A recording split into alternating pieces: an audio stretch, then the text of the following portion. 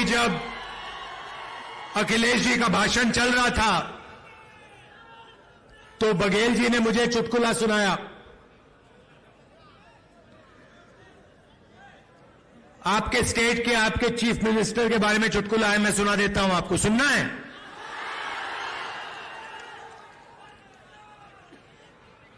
तो आपके chief minister governor के यहां स्वेरिंग इन के लिए गए। बड़ा धूमधाम था। वहां पे बीजेपी के नेता बैठे थे, गवर्नर साहब बैठे थे, सब एमएलए बैठे थे। स्वेरिंग इन होती है, शपथ लेते हैं चीफ मिनिस्टर का। उनके मंत्री, 2-3 मंत्री भी शपथ लेते हैं। खूब तालियां बजती हैं और फिर नीतीश जी निकल जाते हैं, वापस सीएम हाउस की ओर चल जाते हैं। गाड़ी में पता लगता है कि वो अपना शॉल गवर्नर के घर में छोड़ आए।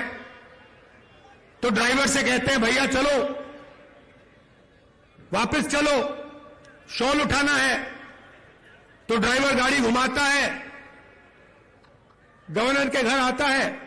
नीतीश जी निकलते हैं, गवर्नर के पास जाते हैं, दरवाजा खोलते हैं।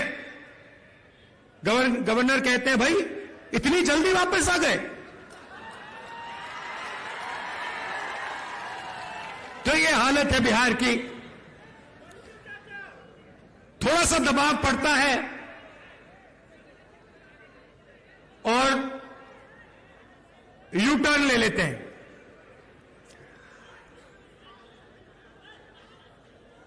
दबाव क्यों पड़ा? क्योंकि बिहार में हमारे गठबंधन ने एक बात जनता के सामने रखी है। इस यात्रा में हम 5 न्याय की बात कर रहे हैं। उनमें से एक न्याय, उसको आप सामाजिक न्याय कह दीजिए, उसको आप हिस्सेदारी कह दीजिए, उसको आप भागीदारी कह दीजिए, उसके बारे में हम काम कर रहे हैं। मैंने पहले भाषणों में कहा है कि इस देश में अलग अलग वर्ग के लोग हैं। पिछड़ी जात के लोग हैं, दलित हैं, आदिवासी हैं, माइनॉरिटी हैं, जनरल कास्ट के लोग हैं। हर समाज में कमजोर लोग हैं। ओबीसी समाज देश का सबसे बड़ा समाज है। मगर अगर मैं आज आपसे पूछूं कि इस देश में ओबीसी समाज की आबादी कितनी है, आप इस सवाल का जवाब नहीं दे सकते। दे सकते हैं? कोई नहीं जानता। और मैं सिर्फ एक बात आपके सामने रखना चाहता हूं। आप देश के किसी भी सेक्टर को देख लो, सरकार की बात करनी है तो मैंने पिछले भाषणों में कहा, जो देश की सरकार को चलाते हैं 90 अफसर हैं, आईएएस के अफसर हैं। 90 में से 3 ओबीसी वर्ग से आते हैं। और अगर 90 अफसर पूरे के पूरे बजट के बारे में निर्णय लेते हैं तो ये ओबीसी अफसर 100 रुपए में से 5 रुपए का निर्णय लेते हैं। तो तो सरकार में ना ओबीसी की, ना दलित की, ना आदिवासी की भागीदारी है। सरकार को छोड़िए, हिंदुस्तान की सबसे बड़ी 500 कंपनीज को देख लीजिए, उनकी लिस्ट निकालिए, उनके मालिकों के नाम पढ़िए, आपको उन नाम में से एक दलित, एक आदिवासी, एक पिछड़ा नहीं मिलेगा।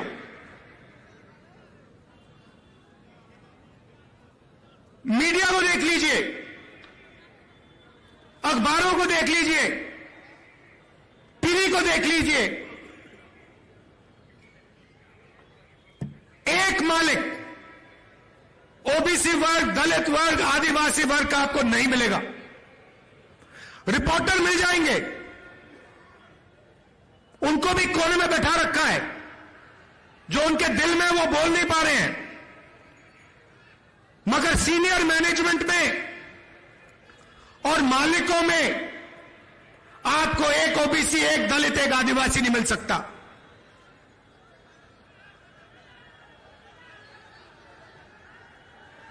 प्राइवेट एजुकेशन के सिस्टम को देख लीजिए, प्राइवेट कॉलेजेस, यूनिवर्सिटीज को देख लीजिए, प्राइवेट अस्पताल देख लीजिए, एक मालिक आपको ओबीसी, दलित, आदिवासी का नहीं मिलेगा। तो मैं सिर्फ यह सवाल पूछ रहा हूं कि अगर हम सामाजिक न्याय की बात कर रहे हैं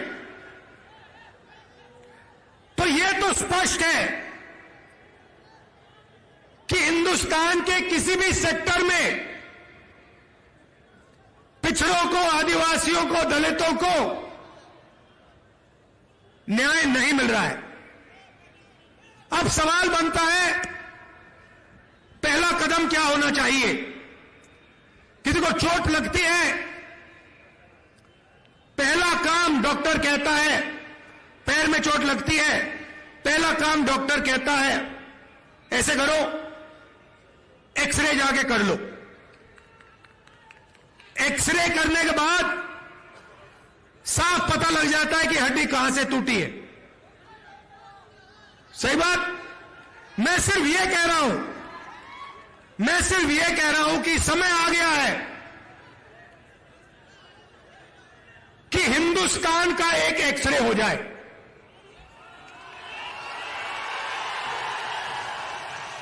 एक एक्सरे हो जाए, उसके बाद एमआरआई भी हो सकता है, मगर पहले एक एक्सरे हो जाए कि इस देश में किसकी कितनी आबादी है, लोगों की गिनती हो जाए। जनरल कास्ट के इतने लोग हैं, उसमें से अमीर इतने हैं, ओबीसी जात के इतने लोग हैं, उसमें से अमीर इतने हैं, गरीब इतने हैं, किसान इतने हैं, मजदूर इतने हैं, भूखे इतने हैं, आदिवासी के इतने लोग हैं, इसमें आदिवासियों में अलग ट्राइब्स के इतने इतने लोग हैं, दलित इतने हैं, इसमें दलितों में ये अलग लोग हैं, ये भूखे मर रहे हैं, ये मजदूरी कर रहे हैं, ये सड़क बना रहे हैं।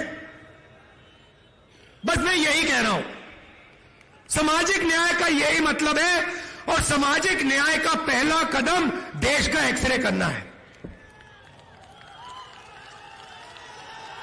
अब बात समझिए, नीतीश जी कहां फंसे, मैं आपको बताता हूं। मैंने नीतीश जी से साफ कह दिया कि देखिए, आपको जाति जनगणना बिहार में करनी पड़ेगी, हम आपको छूट नहीं देंगे। और आरजेडी ने, हमने यह काम नीतीश जी पर दबाव डाल के किया। अब क्या हुआ? अब दूसरे साइड से प्रेशर आया। बीजेपी नहीं चाहती कि इस देश का एक्सरे हो, डरते हैं खरे से। दूध का दूध पानी का पानी हो जाएगा। पता लग जाएगा कि कितने ओबीसी हैं, कितने दलित हैं, कितने आदिवासी हैं। बीजेपी ये नहीं चाहती। बीजेपी चाहती है कि आपका इधर ध्यान जाए, उधर ध्यान जाए, आगे पीछे ध्यान जाता जाए, मगर सामाजिक न्याय पे गलती से भी आपका ध्यान ना चला जाए। नीतीश जी बीच में फंस गए और बीजेपी ने उन्हें रास्ता निकलने का रास्ता दे दिया और नीतीश जी उस रास्ते पे निकल गए। सामाजिक न्याय देने की जिम्मेदारी बिहार में हमारे गठबंधन की है। नीतीश जी की यहां कोई जरूरत नहीं है। यहां पे हम अपना काम कर लेंगे। मिलके हमारा गठबंधन यहां पे जो करना है कर देगा। यह हुई बात सामाजिक न्याय की। अब मैं आपको आर्थिक न्याय की बात करना चाहता हूं। आपने मुझे अभी वो माला दिया, मखाने वाला माला, उसको लाइए यहां जरा। कहां है वो?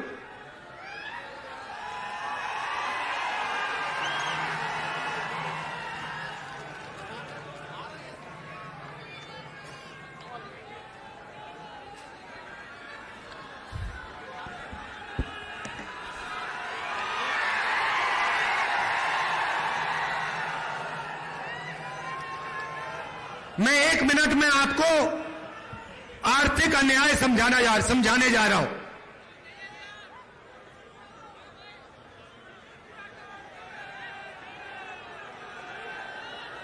ये बिहार के मखाने इतने मजेदार है, ये खा गए होंगे उनको।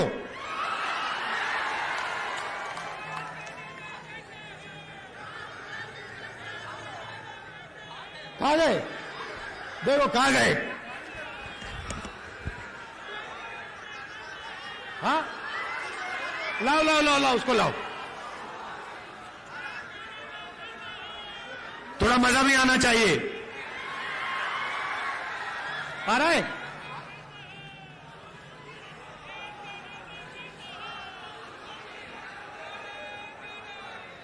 ये आ गया।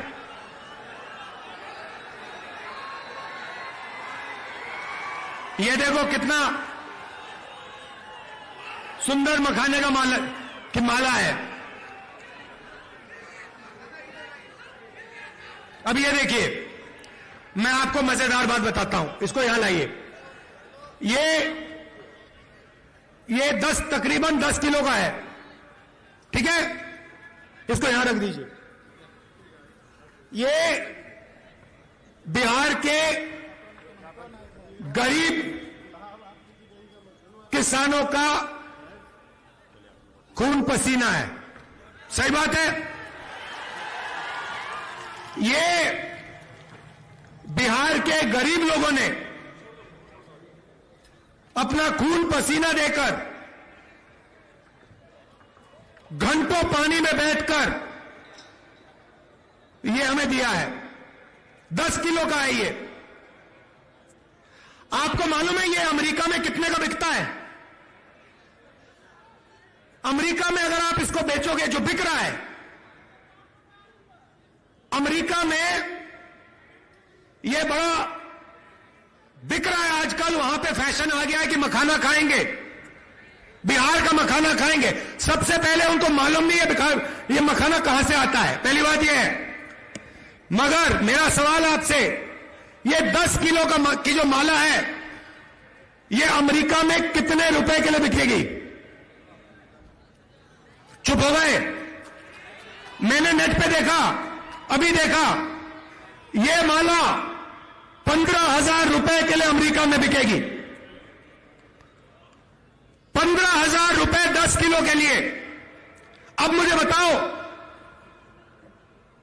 इसमें से 15,000 रुपए में से बिहार के किसान को कितना रुपया मिल रहा है?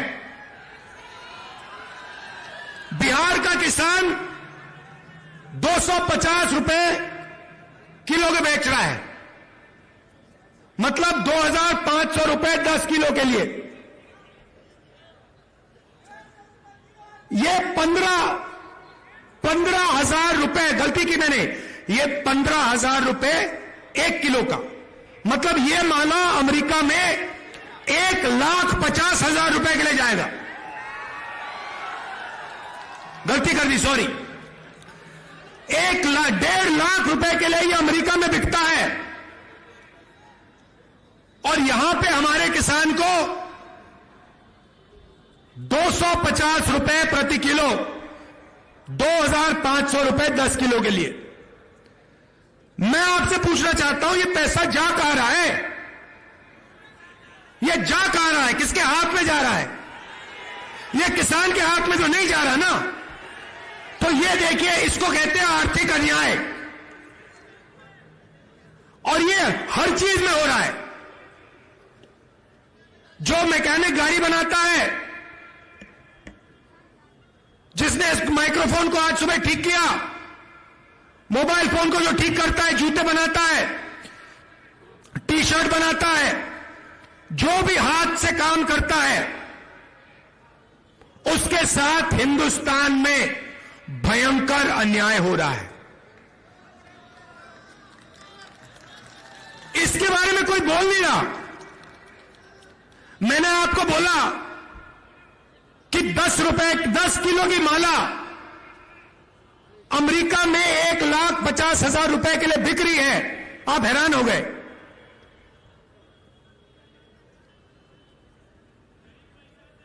$1,50,000 रुपए ये पड़ा हुआ है हमारे सामने। इसमें से 2-3 हजार रुपए किसान के जेब में जा रहे हैं। क्या ये अन्याय नहीं है? सबसे बड़ा अन्याय है। तो जब हम आर्थिक न्याय की बात करते हैं, हम चाहते हैं कि अगर ये 1,50,000 रुपए की माला है, तो कम से कम 30-40 हजार रुपए तो किसान के हाथ जाए। अगर मैकेनिक काम कर रहा है, मोबाइल फोन को कोई ठीक कर रहा है, खेत में काम कर रहा है, उसको अपनी मेहनत का सही फल तो मिले। और जहां भी देखो हिंदुस्तान में, मैंने छोटा सा उदाहरण दिया आपको, जहां भी देखो जो गरीब है, कमजोर है, हाथ से काम करता है, उसको अपनी तपस्या का फल नहीं मिलता देश में। तो ये दो बातें मैं आपसे कहना चाहता था। एक, किसकी कितनी आबादी है, ओबीसी कितने, दलित कितने, आदिवासी कितने, और उनमें से कितने गरीब हैं, कितनों के पास सरकारी नौकरी है, कितने कंपनी में काम कर रहे हैं, देश का एक्सरे।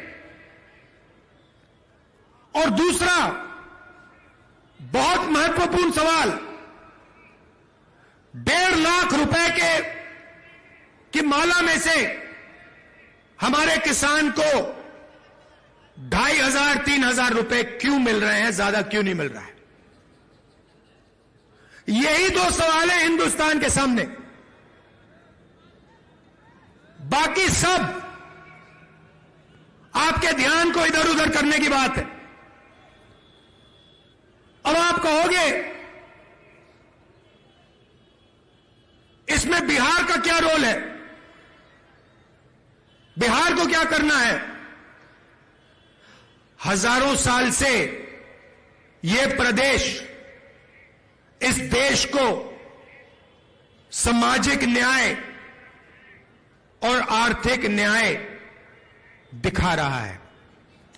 सोशल मूवमेंट होती है, देश जागता है, तो बिहार से जागता है। गांधी जी के आज हम याद कर रहे हैं, उनकी तपस्या चंपारण में शुरू हुई थी, बिहार में शुरू हुई थी। इसलिए मैं आपको यहां कह रहा हूं, बीजेपी के लोग आपके ध्यान को इधर उधर करना चाहते हैं, क्योंकि वो नहीं चाहते कि आप सबसे जरूरी मुद्दे के बारे में बात शुरू कर दो।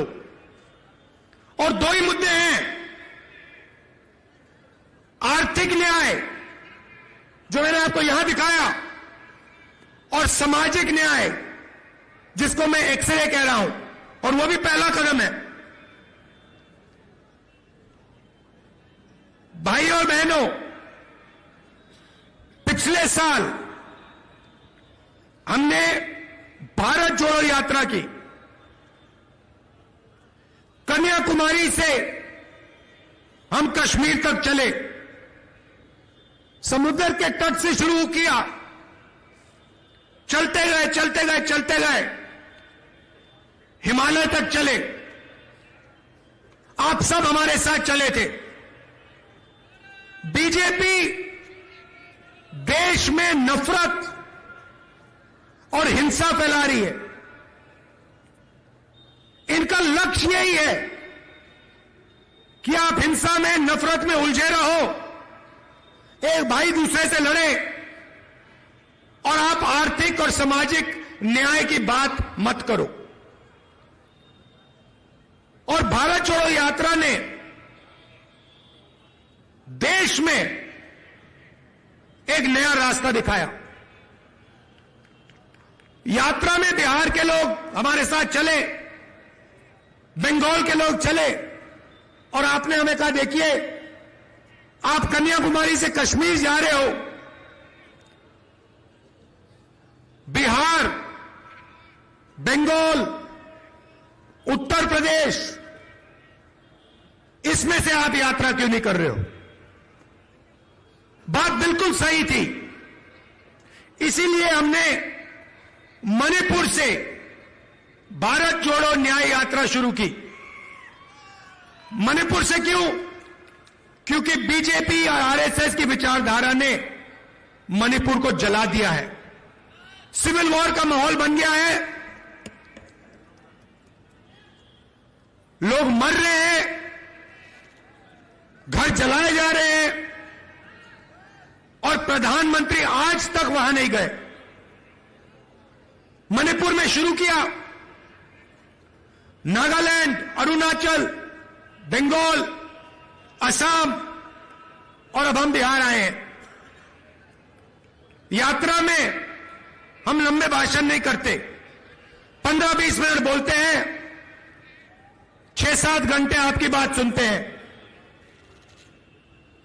आज सुबह चाय की दुकान में हमने 3-4 परिवारों के साथ चाय पी, उनकी बात सुनी। बस में लोग आते हैं, हम पैदल चलते हैं, पद यात्रा में चलते हैं। क्यों? आपके दिल में जो है वो हम समझना चाहते हैं, सुनना चाहते हैं। हम अपनी मन की बात नहीं रखना चाहते हैं, हम आपकी मन की बात सुनना चाहते हैं, समझना चाहते हैं। और यात्रा में हमने पिछली यात्रा में एक नारा निकाला था, नफरत के बाजार में मोहब्बत की दुकान खोलनी है। और पिछले 2 दिन आपने यात्रा में मोहब्बत की दुकान खोली है, इसके लिए दिल से आपका मैं धन्यवाद करना चाहता हूं।